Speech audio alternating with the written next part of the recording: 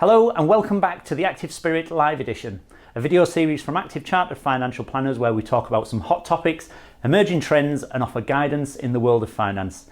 In today's edition we're going to be discussing the government's plans to increase the normal minimum pension age, or NMPA, from 55 to 57.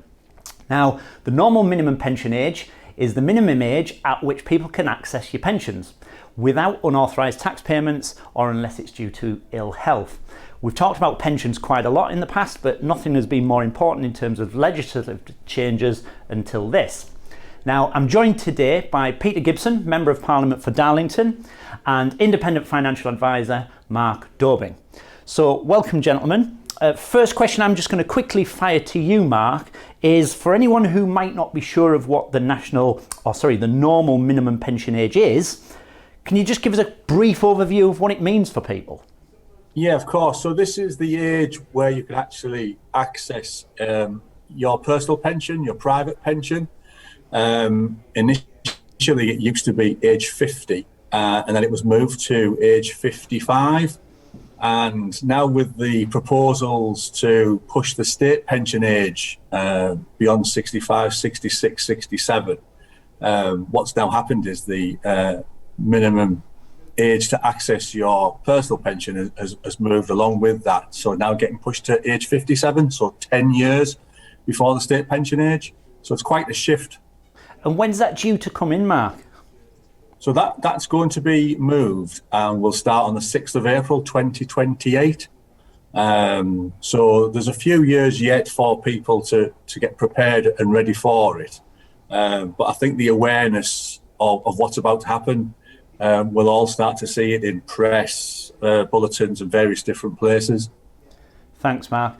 And Peter, it was first mooted, I think it was about 12 months ago, that the state retirement age was actually going to move from 65 to 67. There's always been this 10-year gap between the state retirement age and obviously access to private pensions. So what's the rationale for making that change now? I think we all acknowledge that as we live longer and as we live longer, there is a greater need to plan for our finances for the future. And it will come as no surprise to anyone that those tax incentives in pensions are incredibly costly to the government.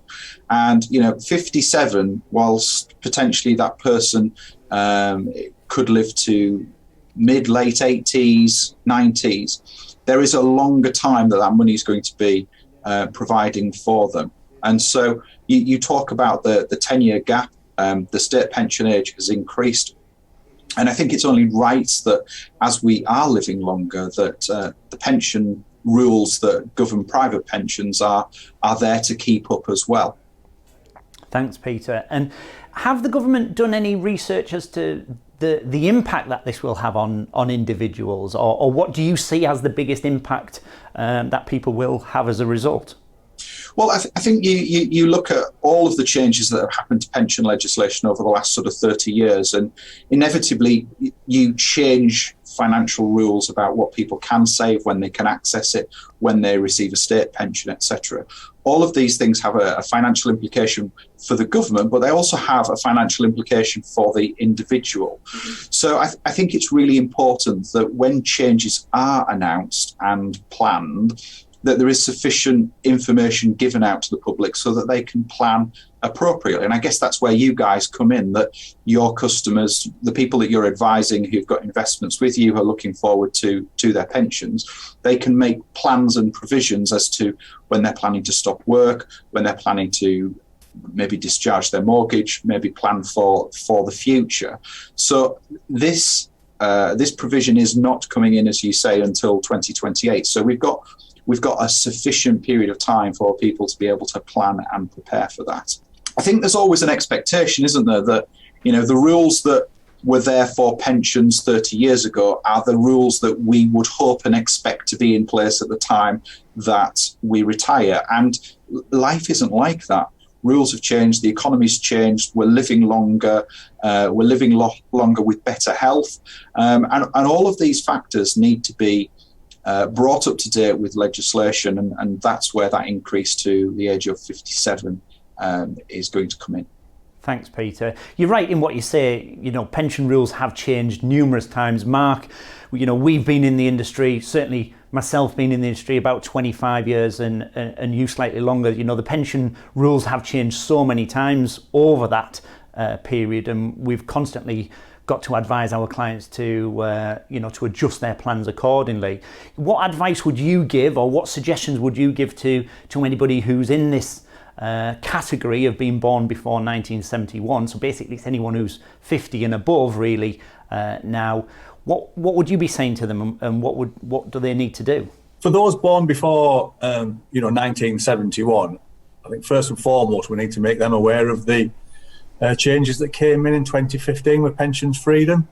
So it's to ensure that they have got themselves in the right contract that gives them the right features and benefits for a flexible retirement.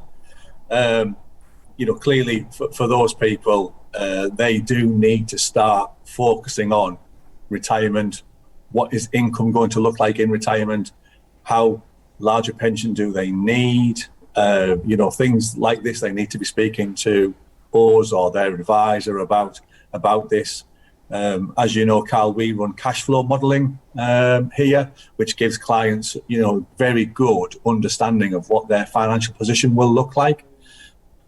So the earlier that you carry out that exercise with an advisor, with us, the earlier you will be able to identify any shortfalls in your retirement planning and take appropriate action. I suppose on that, the only thing that we were talking about it earlier, weren't we, in terms of there is a potential challenge from some of the pension companies saying that if the contracts that these individuals have signed, if it actually says in the contract that they can retire at 55, there might be a way that contract law actually protects them.